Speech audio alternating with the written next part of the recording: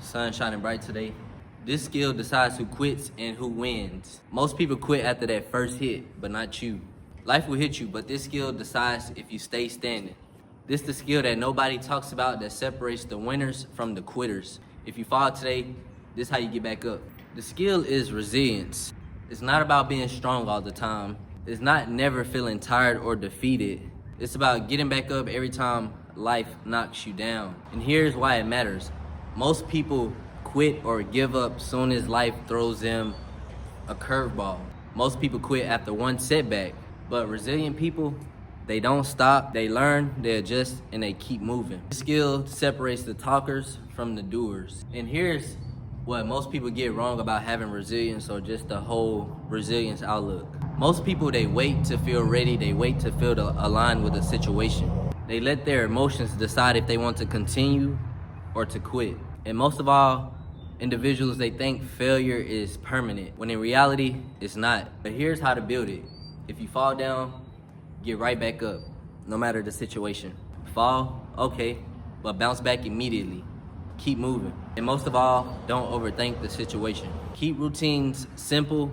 Consistency beats hype every time. Show up at 50%, 60%, 7%. It's all about whether if you show up or not. You don't have to show up perfect, you just have to show up. And always finish the day strong, even if you're tired. Start the day strong, even if you're tired. Gotta give you guys a little story time about my little situation when it comes to resilience. So I spoke about this plenty of times, but I have a lot of stories when it comes to just having resilience. When I talk about showing up at work, when I go the extra mile for certain customers, and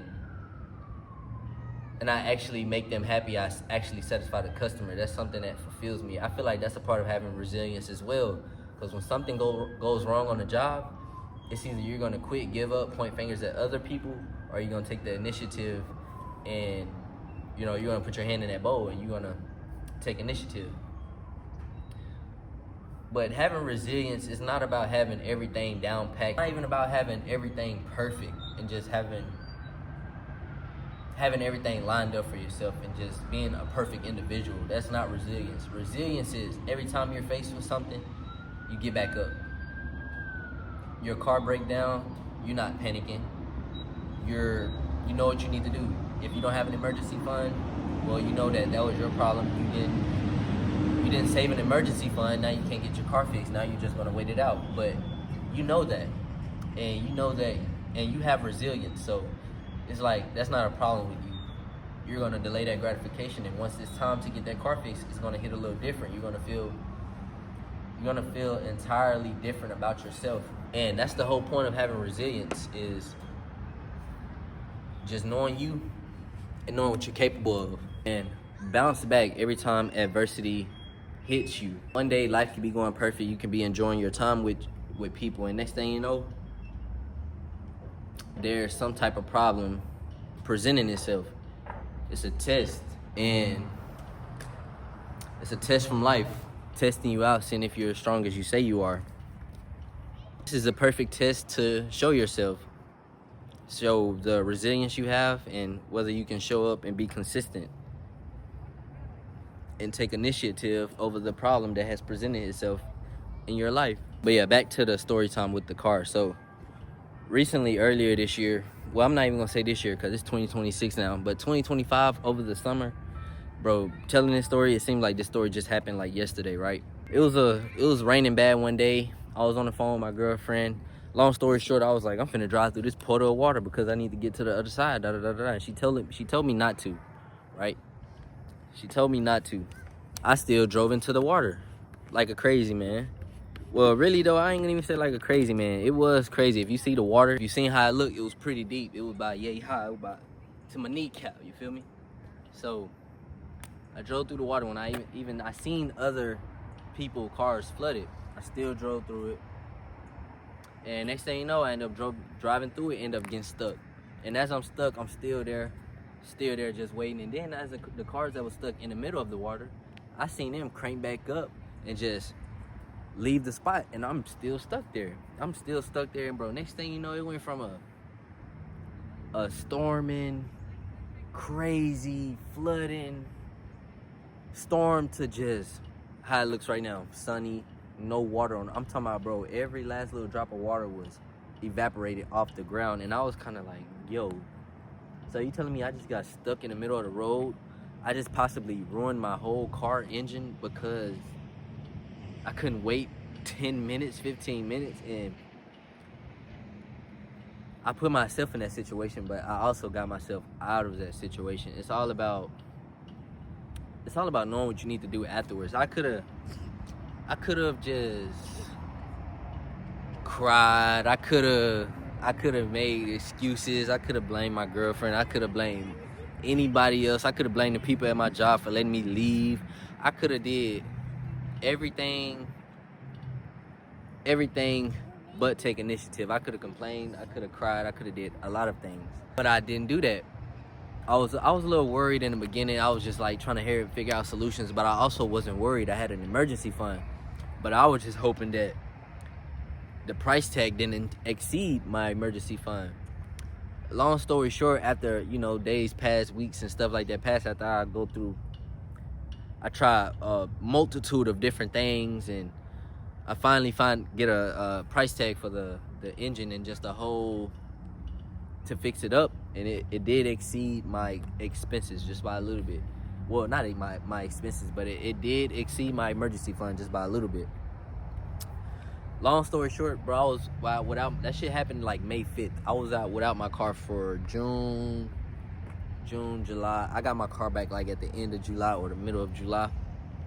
And bro, being in that time period, being without a car, bro, I'm talking about riding my scooter every day to work. I only stay like 5 minutes away from work, but riding my scooter every day to work, showing up, everybody at my job know what happened. I'm just like, I'm just like ready to have my car back. I'm not really trying to be bothered with people.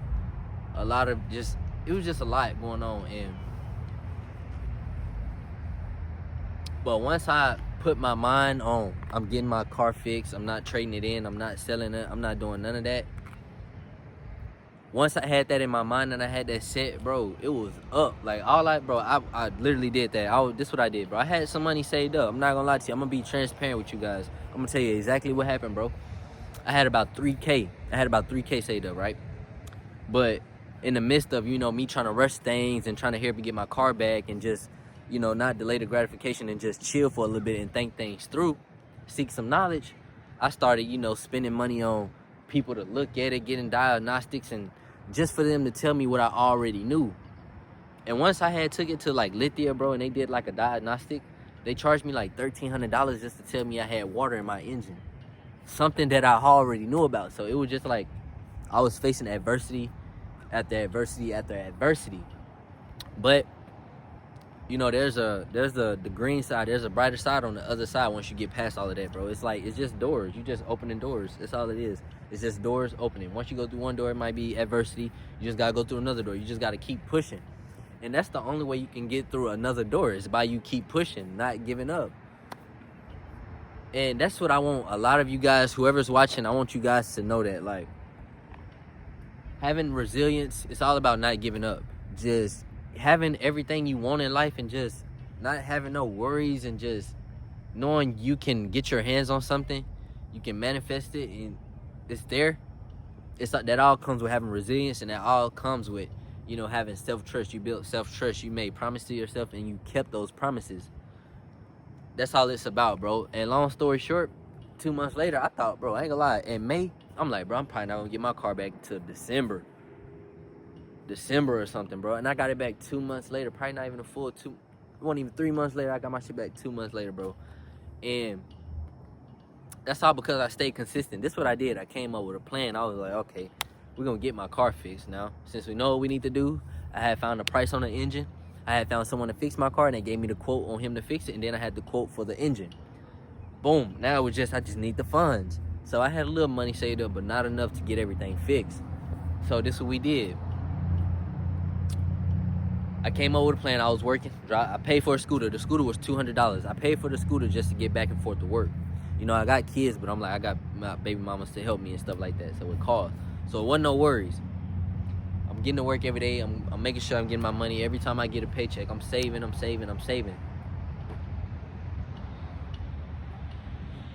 saving. And once, like, I had got enough saved up for the engine, I had went to go pick up the engine, right? And the guy who was fixing up my car, real dude, I fuck with him heavy. He real genuine dude.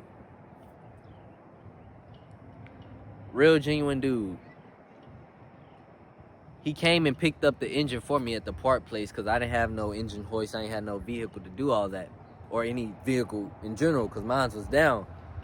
So I was like, because he was gonna fix my car at his house, so I had to pay, which his house was like probably like 30 to 45 minutes away, so I had to pay for a tow. The tow was like $100, $200, and then he went and picked it up, but he didn't charge me extra for the engine because I met him there to pick up the engine. And once we picked up the engine, boom, that was one thing marked off the checklist. Boom. Now we just moving forward. We stand in motion. We're in motion. So we got the engine. And that same morning he got my engine, my car was already being towed to his house, and I was riding with my girlfriend. Once that was done that morning, went back home, chilled, and I was just happy, like, okay, now that's one step done. Now we just gotta save up some more money and get the car fixed itself, so I can pay him. He was starting on it already, but I just had to pay him. He went and got the parts and everything for me. I just had to pay for everything on the back end, but I feel like he even still gave me a deal. Long story short, he ended up getting started. I ended up getting the other funds, and he ended up getting started. He ended up getting finished. Bro, I remember the day he texted me when he sent me a video of him just putting the engine in my car. It wasn't even fully installed, but he just showed me, like, it's inside, it cranked up, it's everything. I'm gonna keep it for a few days. I'm gonna drive it like 30. He drove it like 2 or 3 days back and forth to work. He stayed like 30 minutes from his job, so he just drove it, make sure, it's gonna last. It's not gonna mess up or nothing like that, to make sure we can handle things the proper way. And bro, long story short, that story explains why having resilience is the best thing you can have as a person. Because not having resilience, bro, you will be a quitter.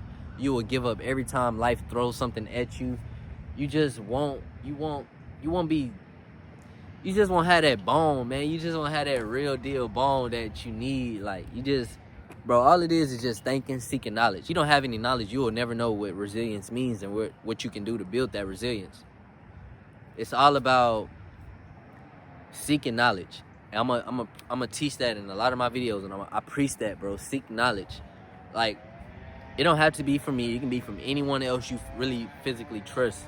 It doesn't have to be me. If you trust me, take my knowledge, because I use my knowledge all the time. And I love where life is taking me, all by the choices I'm making. That's all I love, for real. So, I just want to incorporate that into you guys. If you guys don't do nothing else, whatever skill if you guys building a skill, make sure you're building resilience.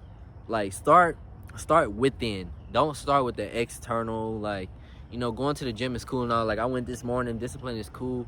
I'm a skinny guy, but I'm finna get big.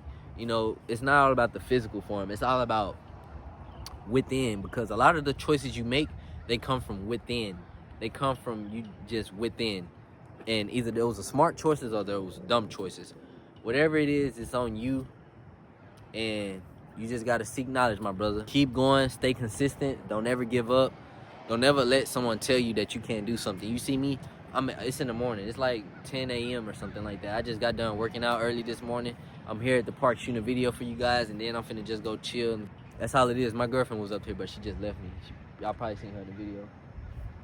But that's all I wanted to preach for you guys today. If this video resonated with you guys, drop knowledge in the comments, and like, comment, and subscribe on this video, because I know you guys would. You guys been looking out for me, and I love that I'm having this journey with you guys. I'm loving that you guys following me on this journey. I know there's a lot of things I could be better on, working on, and just with this whole thing. And let me know what it is. I'm always willing to adjust. That's the whole point of me making these videos, is to teach, and I'm learning. I don't know everything, but I'm always seeking knowledge so I can know something. I'm not just out here being pushed around by the wind, my boy. Glow and Grow with Joe. We'll be back with another one.